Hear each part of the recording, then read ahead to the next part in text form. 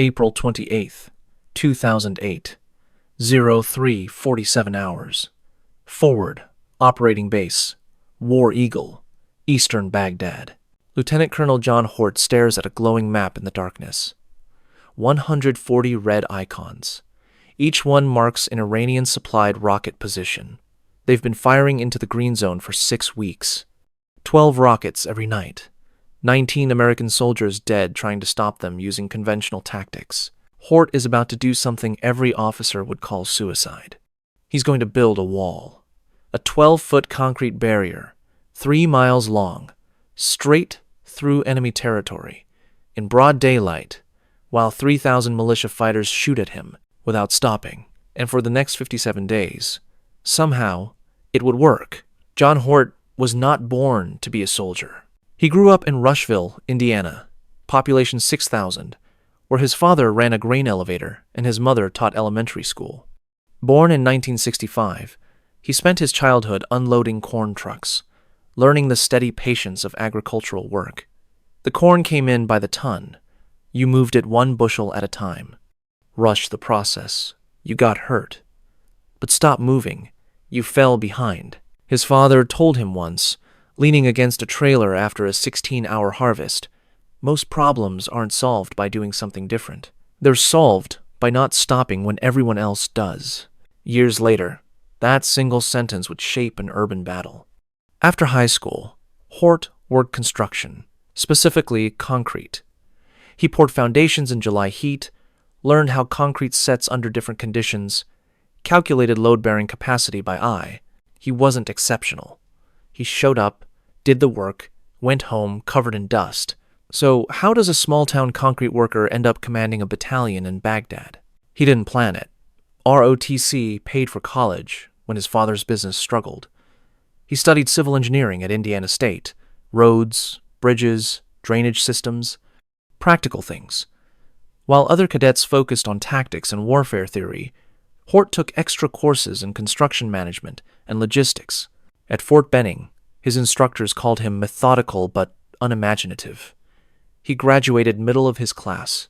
His first assignment was an engineering battalion, not combat arms, not prestigious.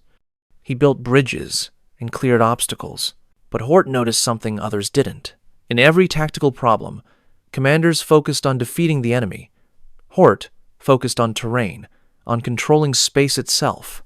During exercises, while other officers planned fire and maneuver, Hort asked, "What if we just made that avenue of approach impossible to use?" His fellow officers called him the Wall, not as a compliment. It implied he was static, unimaginative, unable to think offensively. He never argued. He simply continued developing his ideas in silence, sketching barrier systems in notebooks he kept locked in his desk. By 2008, he was a lieutenant colonel, commanding 1st Battalion, 68th Armor Regiment. Still not flashy, still overlooked, the kind of officer who got solid efficiency reports and quiet assignments. Then he deployed to Baghdad for the surge. To understand what Hort faced in Sadr City, you need to understand what had already failed there. Sadr City was a Shiite slum in eastern Baghdad, 2.5 million people packed into 4 square miles. It was controlled by the Mahdi army, a militia loyal to radical cleric Muqtada al-Sadr, and supplied by Iranian Quds Force advisors. By early 2008, it had become a fortress. The tactical problem was this: how do you stop rockets you can't reach? Mahdi army fighters were firing Iranian 107mm and 122mm rockets from deep inside the neighborhood. They launched from rooftops and alleyways, then vanished into dense urban terrain before American forces could respond. The rockets arced over the city and crashed into the international zone, the Green Zone, where U.S. and Iraqi government headquarters were located. They killed diplomats, Iraqi officials, coalition personnel, at random. Standard counter-rocket doctrine offered 3 options. All 3 had failed. Option 1, deep raids to destroy launch sites. But every raid into Sadr City resulted in ambushes. The streets were so narrow that Moan Abrams tanks could barely turn around. IEDs were buried every 30 meters. Militia fighters fired RPGs from second-story windows, then disappeared through pre-cut holes in interior walls. Raids cost men and vehicles, and the rockets resumed within hours. Option 2. Airstrikes on identified launch sites. But there was a problem. The militia launched from civilian neighborhoods. Every airstrike risked mass casualties. The political cost was enormous. And the rockets kept coming. Option 3. Cordon the entire neighborhood and starve them out. But that created an impossible situation. 2.5 million civilians live there. Humanitarian disaster would follow within days. And during any siege, the rockets would continue. If the rockets weren't stopped, the Iraqi government might collapse. Prime Minister Nouri al-Maliki had staked his credibility on securing Baghdad. The Americans had surged 30,000 additional troops to stabilize Iraq. But none of it mattered if the enemy could hit the capital's political center at will. Brigade after brigade tried clearing operations.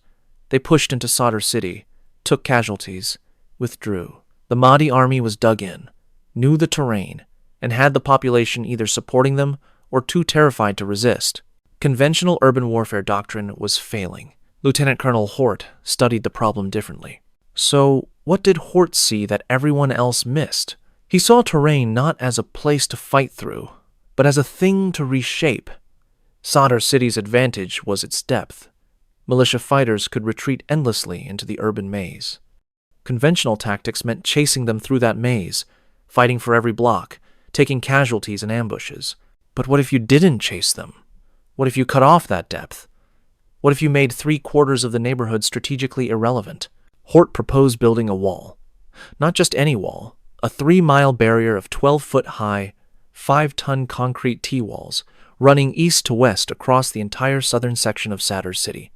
It would separate the militia stronghold in the north from their rocket-firing positions in the south. They'd be trapped on one side, unable to reach launch sites on the other. His brigade commanders stared at him in disbelief. "You want to build this while they're shooting at you?" "Yes, sir." "In daylight?" "Has to be. Can't emplace concrete barriers in the dark. John, they'll destroy every crane, every truck. You'll lose dozens of men." "Only if we stop," Hort said. "We don't stop." The plan was rejected 3 times.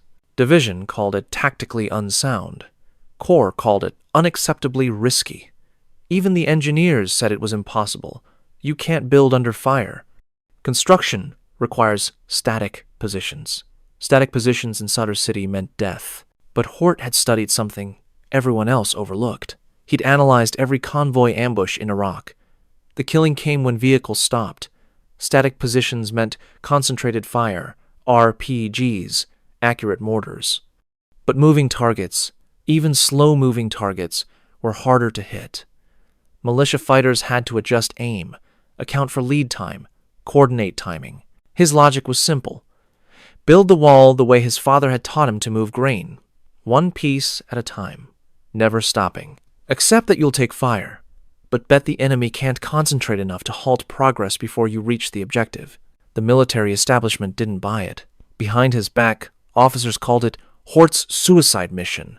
Some questioned whether he understood urban combat. Others wondered if the stress of deployment had affected his judgment. But the rockets kept falling. On April 6th, a 107mm rocket hit a dining facility in the green zone, killing 4 people. On April 12th, another volley killed 2 Iraqi officials. The political pressure became unbearable. On April 15th, Hort received approval. Not enthusiastic support. Reluctant permission. Try it for 48 hours, they said. If casualties are too high, we shut it down. Hort had 2 days to prove the impossible. April 18th, 2008. 06:20 hours. Route Gold, southern edge of Sadr city. The first T-wall sits on a flatbed trailer, 12 feet tall, 5 tons of reinforced concrete. The Oshkosh heavy truck idles, diesel fumes mixing with the smell of rot from uncollected garbage. Temperature already climbing toward 95 degrees. Hort keys his radio. "All Raider elements, this is Raider 6. Execute." The crane lifts the first barrier. The 5-ton slab swings through the air. Concrete grinding against steel. Crack, crack, crack, crack. A K-47 fire from 200 meters north. Rounds snap past the crane, sparking off concrete. This is the moment. Does the crane operator stop? He doesn't. Sergeant First Class Mike Reynolds, a former construction worker from Akron, Ohio, lowers the barrier with hydraulic precision. The wall settles onto the ground with a thud that echoes off buildings. He's already lifting the second barrier. This is the gamble. Constant forward progress. No stopping to return fire. No halting construction to clear threats.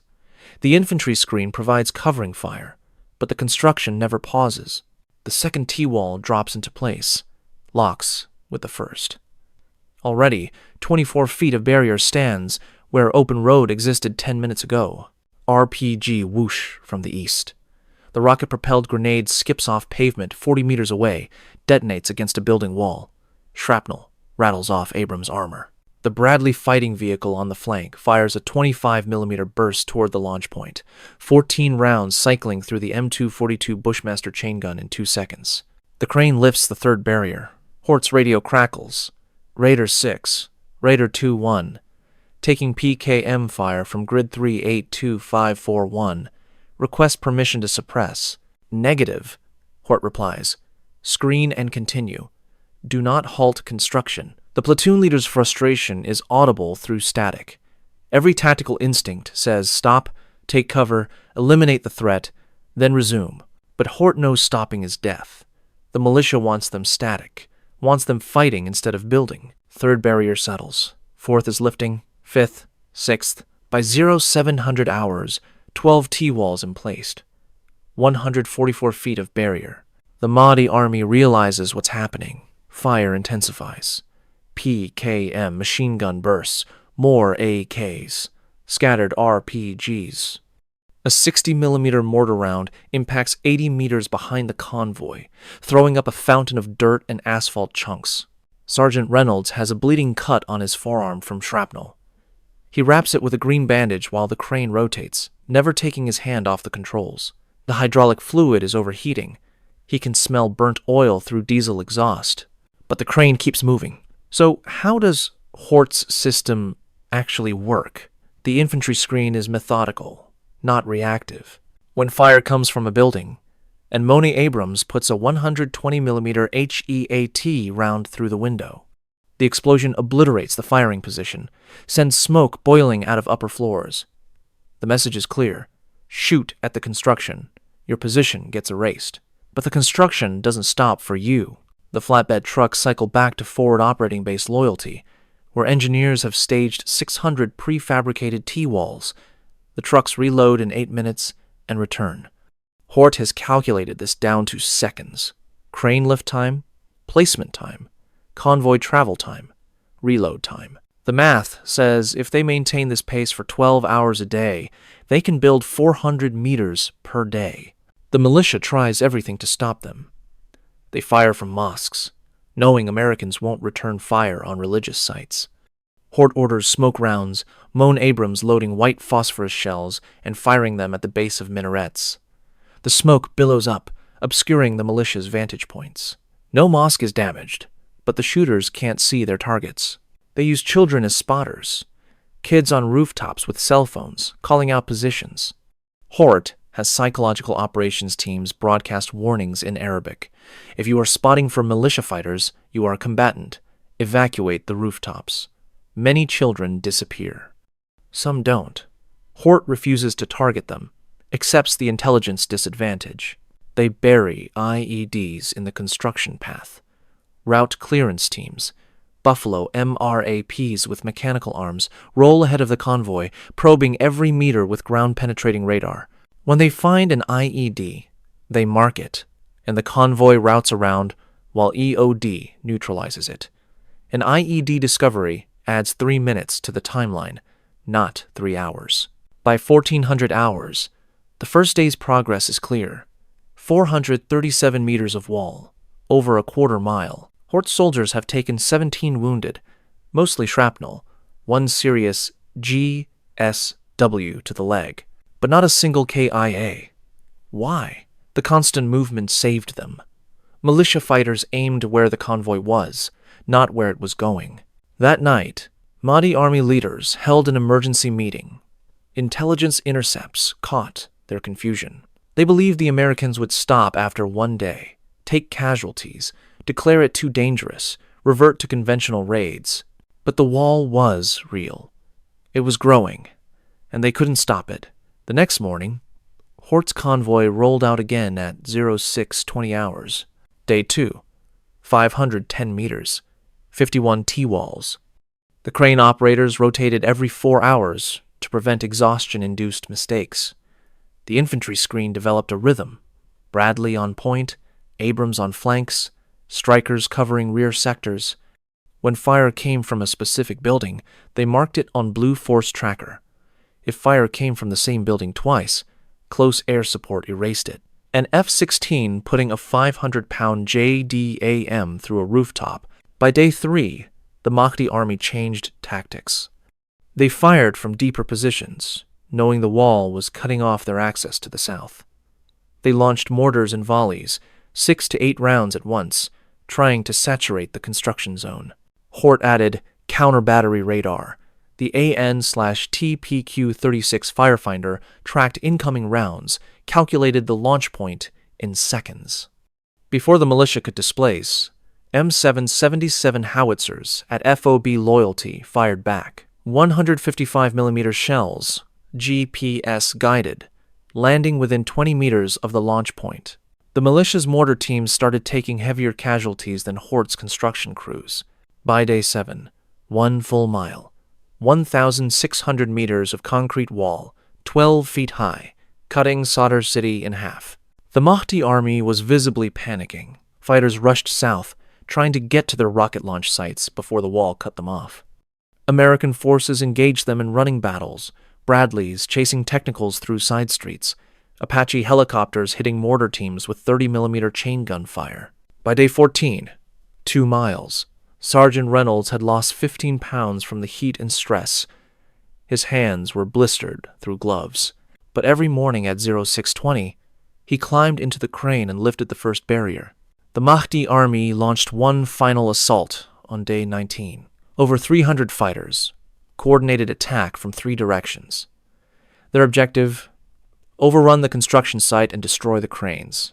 Intelligence had warned this was coming. Hort was ready. He reinforced the screen with an additional company, brought in 2 Apache helicopters, positioned snipers on every rooftop within 600 meters. The assault began at 0645 hours. Militia fighters poured out of buildings in waves, firing AKs and RPGs, some wearing suicide vests. They hit a wall of fire. Apaches engaged with 30mm Hellfire missiles. Moan Abrams fired canister rounds that turned the street into a kill zone. Bradleys cycled 25mm high-explosive rounds into every window showing muzzle flash. The militia broke after 14 minutes. Over 80 confirmed KIA, maybe twice that wounded. American losses: 3 soldiers wounded, none seriously. Not a single crane damaged. Not one T-wall destroyed. And during the entire battle, while the infantry fought, what was Sergeant Reynolds doing? Placing barriers. He later said he barely noticed the firefight. His entire focus was on hydraulic controls, the precision of placement, making sure each 5-ton barrier settled level. 12 more sections in place during the assault. By day 30, the wall was 2.5 miles long, over 4,000 meters. It cut across the entire southern section of Sadr city, from Route Gold in the west to Route Predators in the east. The Mahdi army was trapped on the north side, unable to reach their rocket-firing positions in the south. Rocket attacks dropped from 20 per day to 2 per day, then 1 per day, then none. On May 11, 2008, day 57 of construction, Muqtada al-Sadr agreed to a ceasefire. His militia stood down. The battle for Sadr city was over. The final count told the story. 2.9 miles of concrete wall, built under fire, in 57 days. Total American casualties: 31 wounded, 6 KIA. Losses primarily from supporting operations, not the construction itself. Estimated Mahdi army casualties: over 700 K1, hundreds more wounded or captured. By comparison, previous clearing operations in Sadr city had cost dozens of American lives for temporary gains. Hort had achieved lasting control with minimal losses. 3 days after the ceasefire, Major General Jeffrey Hammond arrived at FOB War Eagle. He stood beside the completed wall, now called the Gold Wall, and shook Hort's hand. "John, every tactical advisor I consulted said this was impossible." "Yes, sir." "How did you know it would work?" Hort was quiet for a long moment. Then, "I didn't know, sir, but stopping would have been worse." The division investigated the operation formally, not as punishment, but as study. How had Hort calculated the risk? What made him believe constant movement would work? What if the Mahdi army had concentrated more forces earlier? Hort's answers were methodical, not heroic. He'd studied convoy ambush statistics. 80% of casualties occurred in the first 2 minutes when vehicles were stationary. He'd calculated crane lift times and realized that if they never stopped for more than 3 minutes at any point, the enemy couldn't mass effective fire. He'd rehearsed the entire operation in simulation, tested every variable. It wasn't courage. It was civil engineering applied to urban warfare. The Army awarded Hort the Silver Star. He accepted it in a brief ceremony at FOB Loyalty, said thank you, and returned to work. He refused media interviews. When a journalist asked him to describe the battle, he said, "My soldiers built a wall. That's all." But behind the scenes, something else was happening. 18 months later, at the National Training Center in Fort Irwin, California, something appeared in the curriculum that hadn't existed before. Instructors began teaching a new module, Defensive Construction Under Fire. The case study was unnamed, but everyone recognized it. Sadr City, the Gold Wall, 57 days of building under contact. The tactical principle extracted was called dynamic obstacle emplacement, the idea that construction could continue during combat if movement never ceased and security forces screened dynamically. It contradicted decades of doctrine that said you clear first, then build. Hort had proven you could do both simultaneously, accepting continuous low-level contact as preferable to static high-intensity combat. Engineering battalions studied the crane rotation schedules, the logistics flow, the counter-battery integration. Urban warfare instructors analyzed the psychological effect on enemy forces, watching their territory physically shrink, day by day, unable to stop it. By 2010, similar tactics appeared in Afghanistan. In Kandahar province, an engineering battalion built a barrier system around forward operating base. Wilson using Hort's methods, constant movement, never static, accepting harassing fire as the cost of progress. Casualties were minimal. The barrier was completed in record time. The technique was never officially called Hort's Wall or given a dramatic name. The Army doesn't work that way. It was simply absorbed into doctrine, taught as a case study, copied by other commanders who faced similar problems. But among combat engineers and armor officers, the story circulated. The commander who built a wall while being shot at, who proved that sometimes the best tactic isn't fire and maneuver, it's just not stopping. After the deployment, Lieutenant Colonel John Hort returned to Fort Carson, Colorado. He served 2 more years, then retired from the Army in 2010 at the rank of colonel. He moved back to Rushville, Indiana. He married his college girlfriend, Sarah, and they had 2 daughters. He took a job with a regional construction company, nothing glamorous, building commercial foundations and highway overpasses. He coached youth soccer. He volunteered with the local VFW, but rarely talked about Iraq. When asked about Sadr City, he would say, "We did what had to be done." If pressed, he'd add, "A lot of good soldiers made that wall happen. I just organized them." He passed away in November 2023, at age 58, from complications related to burn pit exposure during his deployments. His obituary in the Rushville Republican ran 9 lines. It mentioned he was a veteran and a construction manager. It did not mention the Silver Star. It did not mention Sadr City. His funeral was attended by 200 people. Most were from Rushville, family, neighbors, soccer parents, construction workers, but 37 came from out of state, former soldiers from 1st-68 Armor. They wore suits and stood in the back. After the service, they approached Sarah privately and told her what her husband never would, that he'd saved their lives, that his wall had ended the battle, that they'd never forgotten. There's a small memorial at Fort Carson now, in the 4th Infantry Division Museum. It includes a piece of concrete from the Gold Wall, a map of Sadr City with the barrier route marked in red, and a photo of Hort standing beside an One Abrams. Most visitors walk past without noticing, but combat engineers stop. They read the placard, they study the map, and they think about the impossible thing that became doctrine. There's a temptation to call stories like this impossible. It's easy to think that urban warfare is won by firepower, by superior technology, by overwhelming force. We like to believe that battles are decided by who shoots first and shoots most. But the truth is simpler and stranger. Wars are decided by people who see problems differently, by a civil engineer who realized terrain could be reshaped even under fire, by a lieutenant colonel who remembered his father's advice about moving grain. You don't stop when everyone else does. John Hort wasn't born to be a tactical genius. He was born to pour concrete. He spent his youth building foundations in Indiana heat, learning patience and precision. That's what saved lives in Sadr City. Not heroism, but methodology. Not courage, but construction. He didn't win the war, but he saved hundreds of soldiers who would have died in conventional clearing operations. He changed how the army thinks about urban combat, and he did it while being called insane. In war, sometimes the craziest plan is the only one that works, and sometimes the quietest heroes are the ones who change everything. What would you have done in Hort's position? Would you have approved construction under fire, knowing every military advisor said it was suicide? Did you know that barrier systems could be emplaced during active combat? Most people assume construction and combat can't happen simultaneously. Hort proved that assumption wrong. Which moment in this story stayed with you? The first day's gamble when everyone said it was impossible? The 19-day assault that failed to stop a single crane?